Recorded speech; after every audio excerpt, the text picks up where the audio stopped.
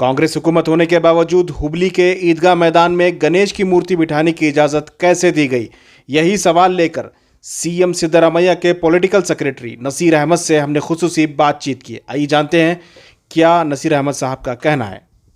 हुबली ईदगाह मैदान के ताल्लुक से हुबली के कॉरपोरेशन ने हुबली ईदगाह मैदान में गणेश की मूर्ति बिठाने की इजाज़त दी है। उसके बाद काफ़ी तशवीश हो रही है कि कांग्रेस की सरकार होने के बावजूद भी ये परमिशन कैसे मिली, क्योंकि पिछले बार बीजेपी की सरकार थी, उन्होंने इजाज़त दी थी। सर, कांग्रेस की सरकार आई है, इसके बावजूद भी जो है ईदगाह मैदान में मूर्ति बिठाने की इजाज़त कैसे दी गई?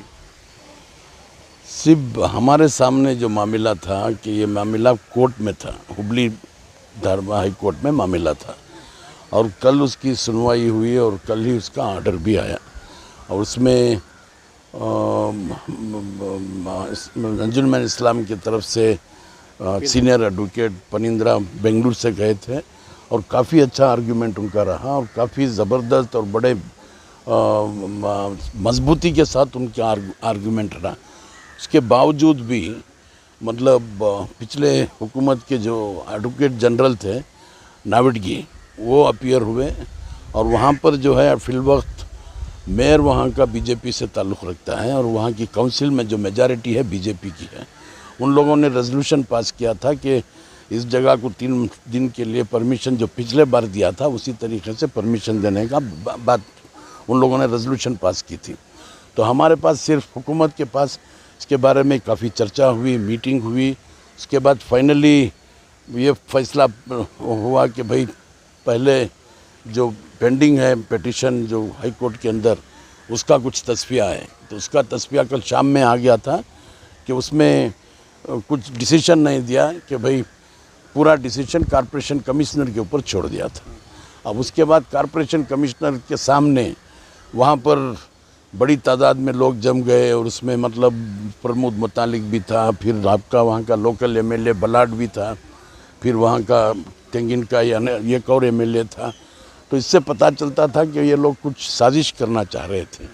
तो हुकूमत को उसके इंफॉर्मेशंस वगैरह आए और उसके बाद आईजी इंटेलिजेंस से बात हुई, कमिश्नर हुबली धारवाड़ के कमिश्नर से बात हुई, डीसी से बात हुई। सबसे बात करने के बाद एक फ़ैसला हुआ कि भाई कंडीशनली उनको एक परमिशन दिया जाए और वो कंडीशन में ऐसा है कि ये पंडाल जो है 30 को 30 का होगा और उसके बाद वहाँ पर कोई फ्लैग या कोई पोस्टर्स या बैनर्स नहीं रहेगा। और जिस तरीके से गए बार वहाँ पर लोगों को प्रोवोक करने के लिए तरह तरह के साजिशें की गई, वो सब साजिशें नहीं रहेंगी और उनको ऑर्गेनाइजर्स को एक बांड देना होगा। उस बांड में उनकी पूरी जिम्मेदारी होगी और वहाँ पर कोई भी अगर फ़िरका वराना फसादात या कुछ होने की कोशिश होगी तो भी वही रिस्पॉन्सिबल होंगे। ये भी बात उसमें लिखी गई है और वहाँ पर हर तरीक़े का बंदोबस्त रहेगा और ये सब तकरीबन मैं समझ रहा हूँ कि 13 कुछ कंडीशंस हैं। उस कंडीशन के साथ वो मतलब परमिशन दी गई है सिर्फ 2.5 दिन के लिए। मैं इंशाल्लाह उम्मीद है कि वो हमारे वहाँ पर जितने भी अंजुमन के लोग हैं, दूसरे भी तंजीम के लोग हैं, जितने भी पॉलिटिकल पार्टीज़ हैं, ये बात को संजीदगी के साथ सोचकर वहाँ पर कोई भी मतलब हमारे लोग भी ये सोचें कि भाई ये एक और जो पेंडिंग पिटीशन कोर्ट में है वो इंशाल्लाह उसकी कार्रवाई होती रहेगी और कुछ ना कुछ फाइनली सलूशन इसका निकालना भी होगा।